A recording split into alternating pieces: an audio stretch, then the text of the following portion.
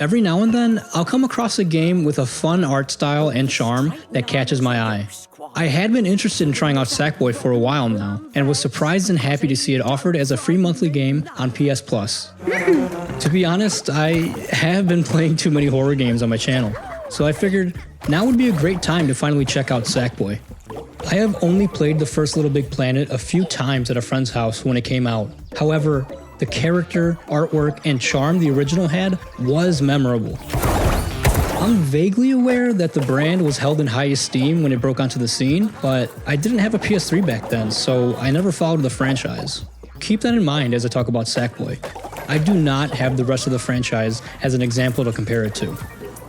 So with it finally installed, I was excited to start it. The game is very easy to jump into. You walk around a hub world to select levels. Each level is a fun new little adventure from point A to point B. Along the way, each map has collectibles, enemies, secrets, and puzzles, as well as platforming. Once you finish a level, you will see different criteria for the completion of the level, 100%ing it if you will.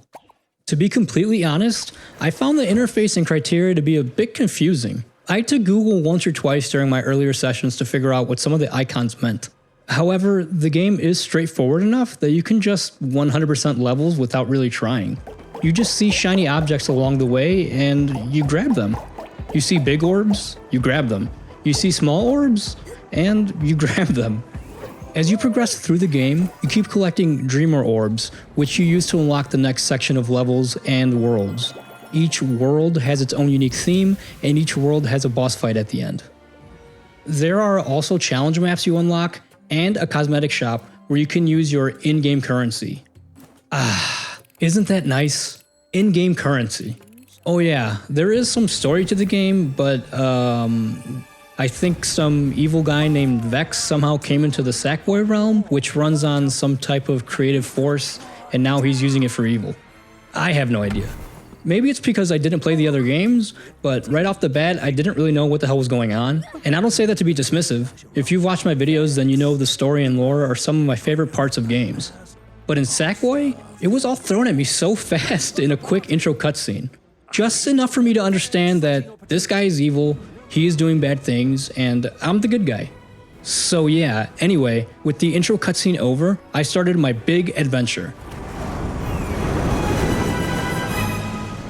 I'm glad to say I found Sackboy to be entertaining and fun. I was worried at first because right off the bat the gameplay felt a bit clunky, squishy, and the difficulty felt way too easy.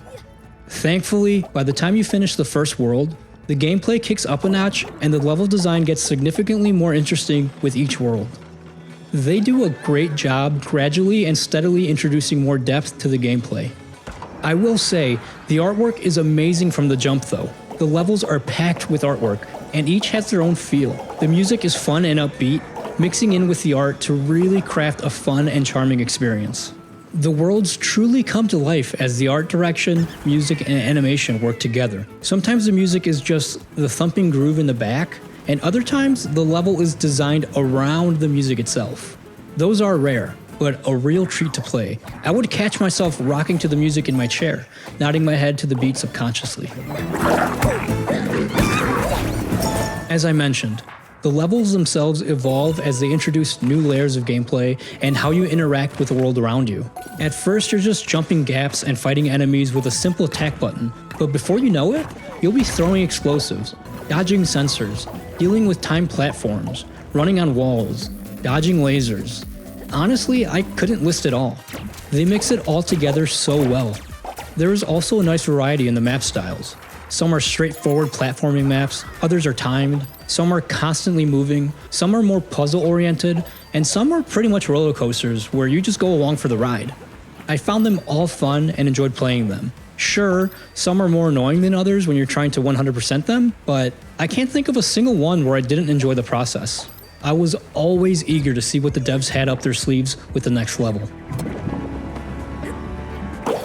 While the growth of gameplay keeps the game fresh and interesting, the soul of the game is a laid-back platformer for kids.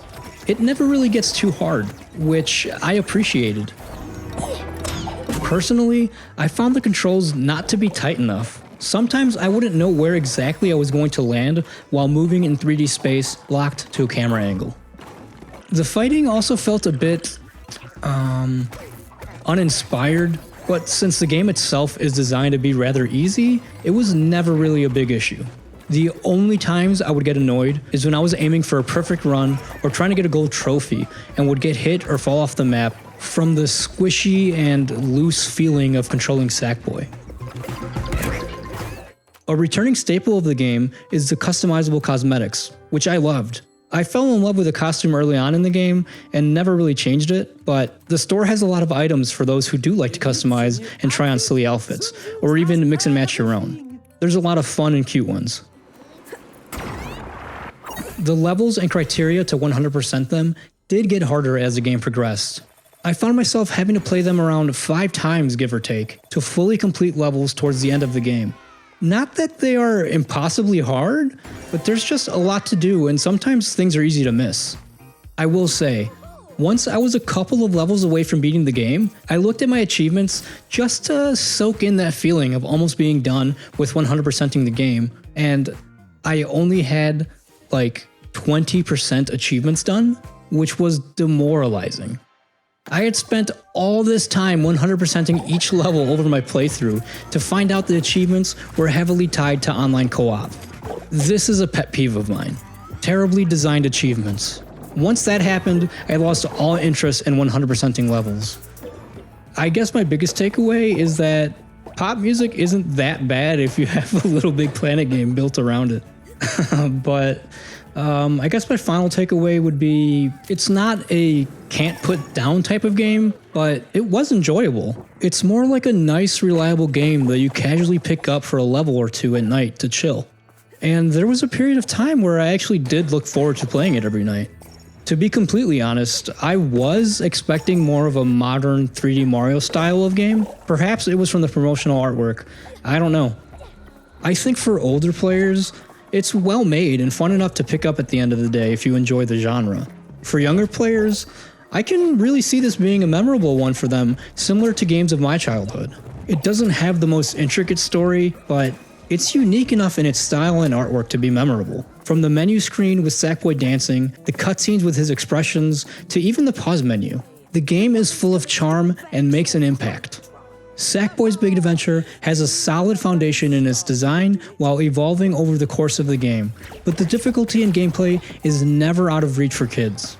There is enough of a challenge to give you a sense of reward at the end of the boss levels, or with the variety of optional challenges.